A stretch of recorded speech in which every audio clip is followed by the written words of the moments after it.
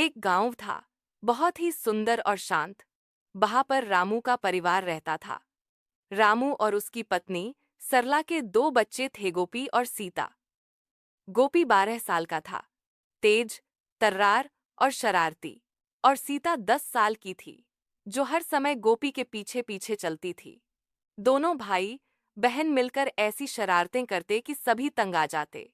कभी पड़ोसी की मुर्गी के पंख रंग देते, तो कभी स्कूल में मास्टर जी को परेशान करते।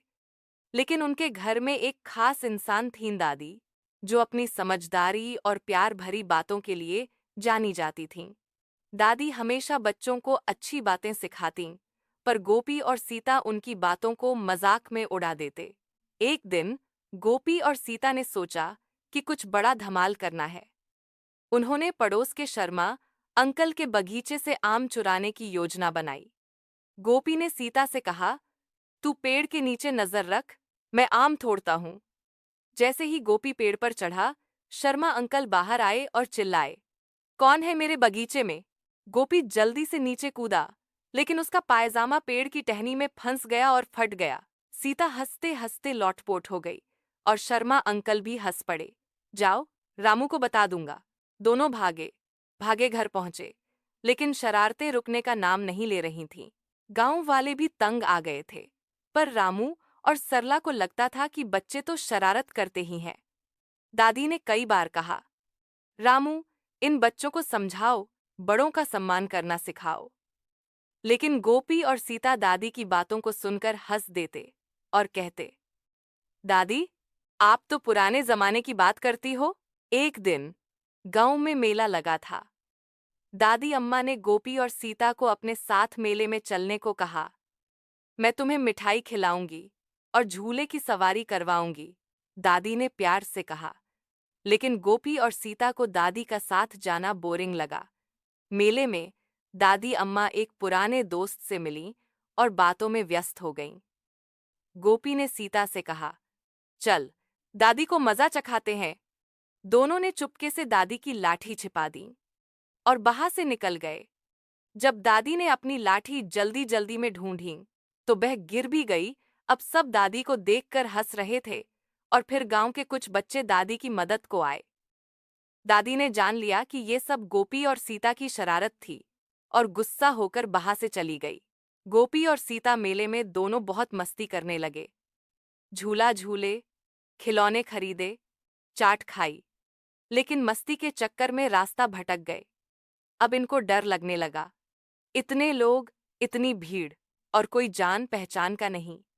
गोपी बोला, अब क्या करें? सीता घबराकर बोली, काश दादी हमारे साथ होती तो रास्ता दिखा देती। उसी वक्त एक बूढ़ी औरत उनके पास आई और बोली, बच्चों, तुम खो गए हो क्या? गोपी ने सिर हिलाया और बोला, हाँ दादी, अरे आप तो हमारी दादी जैसी लगती हैं। बूढ़ी औरत मुस्कुराई और बोली, तो मेरी बात मानोगे? बड़ों की बात माननी चाहिए, तभी रास्ता मिलता है। चलो, मैं तुम्हें सही रास्ते पर छोड़ देती हूँ। घर पहुंचते ही दादी अम्मा ने रामू और सरला को सारी बात बताई। ये सब सुनकर रामू को गुस्सा आ जाता है। अब गोपी और सीता भी घर पहुंच गए थे। उन्होंने गोपी और सीता को बुलाया और कहा, तुम दोनों ने दादी का अपमान किया, बड़ों का सम्मान करना सीखो। सरला ने भी कहा, दादी तुमसे इतना प्यार करती हैं, और तुम्हारी वजह से आज उनका माँ होगा। बड़ों का सम्मान करना हमारे संस्कारों का हिस्सा है। दादी अम्मा ने तुम्हें इतना प्यार दिया, और तुमने उनका अपमान किया। अब तुम्हें अपनी गलती सुधारनी होगी। गोपी और सीता को अपनी गलती का एहसास हुआ। उन्होंने सोचा कि कैसे दादी का दिल जीता जाए। अगले दिन गोपी और सीता सुबह जल्दी उठे। उन्होंने दादी अम्मा के लिए एक खास तोहफा तैयार किया।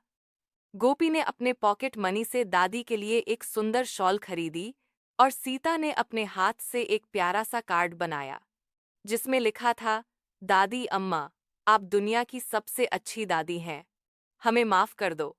दोनों दादी के पास गए और उनके पैर छूकर माफी मांगी। दादी अम्मा का दिल पिघल गया। उन्होंने दोनों को गले लगाया और कहा, मेरे प्यारे बच्चों, गलती सबसे होती है, लेकिन उसे मान लेना और सुधारना ही असली समझदारी है। बड़ों का सम्मान करो, क्योंकि वो तुम्हें जिंदगी का अनुभव सिखाते हैं। रामू और सरला ने भी बच्चों की तारीफ की कि क्योंकि उन्होंने अपनी गलती मान ली। गांव वालों ने भी गोपी और सीता की देखकर खुशी जताई। अब दोनों बच्चे शरारत तो करते, लेकिन बड़ों का सम्मान करना कभी नहीं भूलते। गोपी ने तो दादी अम्मा की कहानियों का एक नोटबुक भी बनाना शुरू कर दिया, ताकि उनकी सीख हमेशा याद रहे। इस कहानी से हमें सीख मिलती है कि बड़ों का सम्मान करना बहुत जरूरी है। वो हमें प्यार, अनुभव और सही रास्ता दिखाते हैं। उनकी बातें सुनने और उनका आदर करने से हमारी जिंदगी बेहतर बनती है। शरारतें करो, लेकिन अपने बड़ों का दिल कभी न दुखाओ। बच्चों, आपको हमारी कहानी पसंद आई हो तो हमारे YouTube channel kids play TV को लाइक और सब्सक्राइब जरूर करें। और भी मजेदार और ज्ञानवर्धक कहानियों के लिए बने रहें।